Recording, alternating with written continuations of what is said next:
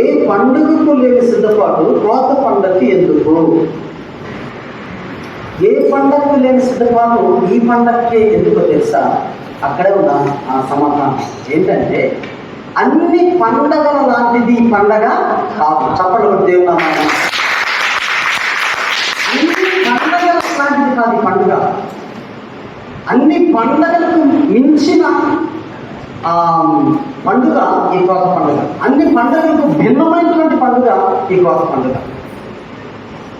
పండుగ నీకు కలిగిన దాంట్లో నుండి, నీకు పండిన దాంట్లో నుండి, నీకున్న దాంట్లో నుండి ఏమీ ఇవ్వాలా అనే ఆలోచన తర్జన కూర్చొని భార్య భర్త పిల్లలు కుటుంబం కూర్చొని సంవత్సరం ఏడాదంతా మంచి తొలకని వర్షాలు ఇచ్చి భూమిని పండించి మనకిచ్చిన పంటను బట్టి, మనకిచ్చిన ఉద్యోగం బట్టి, వ్యాపారం బట్టి, మనకు కలిగిన సంపదలో దేనికి మనము దేవునికి ఎంత ఇవ్వాలని తగులబడి కూర్చుండి దేవునికి కానుక తెచ్చే పండుగ ఈ సామాజిక పుట్టినర్పణ పండుగ. అందుకు ఈ పండుగకు ప్రతి ఒక్క కుటుంబం సంఘము సిద్ధపడాలి.